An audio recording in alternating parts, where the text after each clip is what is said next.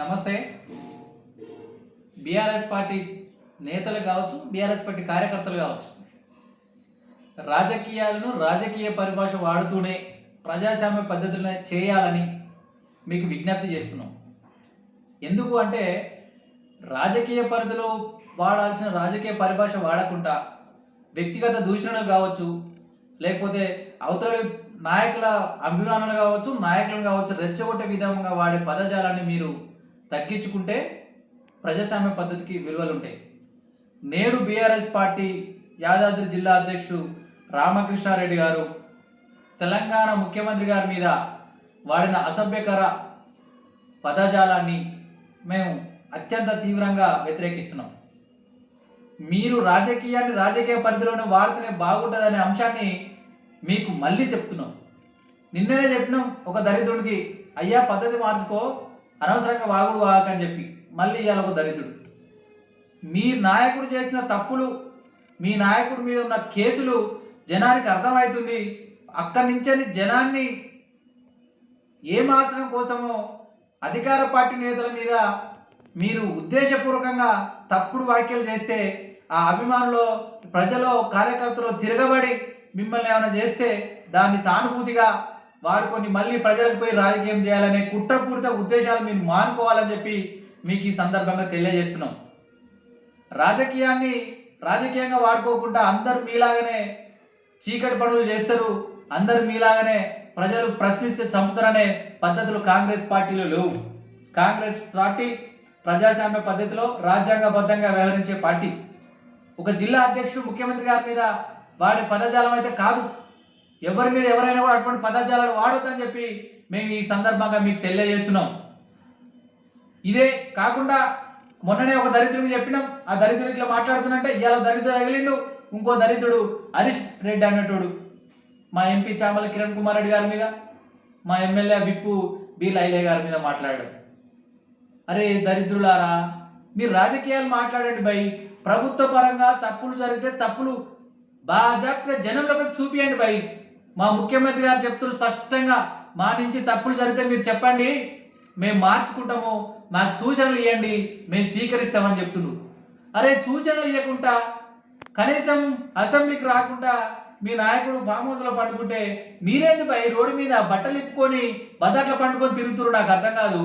గుండు కాల్చినా గుణం మారాలని సామెత ఒకటి ఉండే ఈ బీఆర్ఎస్ నేతలకు. అదే మీ నాయకుడు తప్పు చేసి జైలుకు పోతుంటే ఆ చట్ట పరిధిలో శిక్షలు ఎట్లా తప్పించుకోవాలి, ఆ చట్ట పరిధిలో న్యాయబద్ధంగా ఎట్లా ఎదుర్కోవాలని ఆలోచించాల్సింది పోయి ఎందుకు పోయి ముఖ్యమంత్రిని మంత్రులను అధికార పార్టీ నేతలు ఇష్టం వచ్చే తీరుగా మాట్లాడుతుంటారు.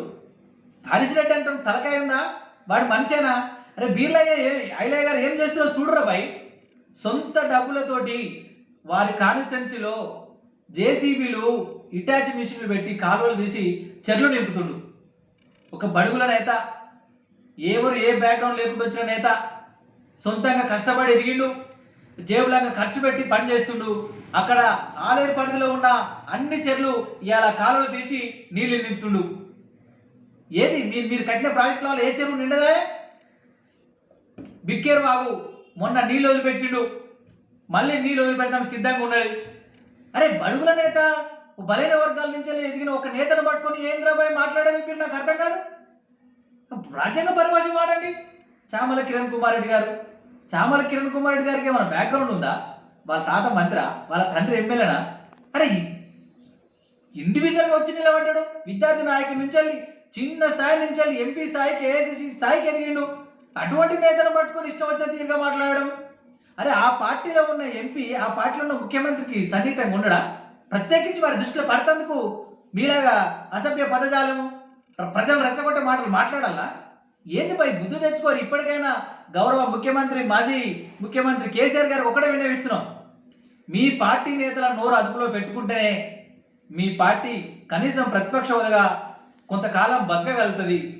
ఇలాంటి తీట మాటలు అని ఇతరులను రెచ్చగొట్టి వాళ్ళ ఏదైనా చేస్తే తిరిగి మాకు సానుభూతి వస్తుందంటే బీఆర్ఎస్ నేతలను నిజంగా పిచ్చి కుక్కలు కలిసి చంపినా కూడా సానుభూతి లేకుండా చేసుకురు మీరే. మిమ్మల్ని ప్రజలు ఏం చేయాల్సిన పనిలే, లేకపోతే ఇంకో కాంగ్రెస్ పార్టీ నేతలు ఏం చేయాల్సిన పనిలే. మీరు చేసిన తప్పులు, మీరు చేసిన పాపాలే అవి పిచ్చి కుక్కలయ్యి పగబట్టిన పాములే మీ పగలే మీ తప్పులే మీ వెంబడి పడుతున్నాయి. దీని మీద ప్రత్యేకించి అధికార పార్టీ చేసే కేసులు ఏం లేవు. దయచేసి అర్థం చేసుకోరి. మా నేతల జోలికి రావద్దు. ప్రభుత్వంలో తప్పులు జరిగితే చెప్పండి, స్వీకరిస్తాం అని మా ముఖ్యమంత్రి గారు పదే పదే చెప్తుండు. ప్రభుత్వంలో తప్పులు జరిగితే చెప్పండి, స్వీకరిస్తాం. మా నేతల మీద తప్పుడు పదాలు లేకపోతే తప్పుడు భావజాలం ప్రజల మీద రుద్ది మా నేతలను రెచ్చగొట్టి ఇంకేమైనా చేస్తుంటే మాత్రం ప్రజలు తిరగబడతారు, కాంగ్రెస్ కార్యకర్తలు తిరగబడతారు. ఈ అంశాన్ని దృష్టిలో పెట్టుకొని పద్ధతిగా రాజకీయాలు చేసుకోవాలని గౌరవ బీఆర్ఎస్ నేతలకు మేము కోరుకుంటున్నాం. కాంగ్రెస్ నాయకులు తిరగబడి కాంగ్రెస్ కార్యకర్తలు తిరగబడి ఏదైనా చేస్తే అబ్బో మమ్మల్ని కొట్టురని మళ్ళీ రోడ్డు మీదకి వచ్చి మళ్ళా తీట మాటలతో ఏడిచి సానుభూతి పొందే పరిస్థితి చేసుకోవద్దు. నేను చెప్పినా కదా, మిమ్మల్ని పిచ్చి కుక్కరు కలిసి చంపినా కూడా మీ మీద సానుభూతి రాదు. మీరు అంత దుర్మార్గాలు చేసిరు ఈ తెలంగాణ గడ్డ మీద. దయచేసి మీరు రెచ్చగొట్టే మాటలు మాట్లాడొద్దు.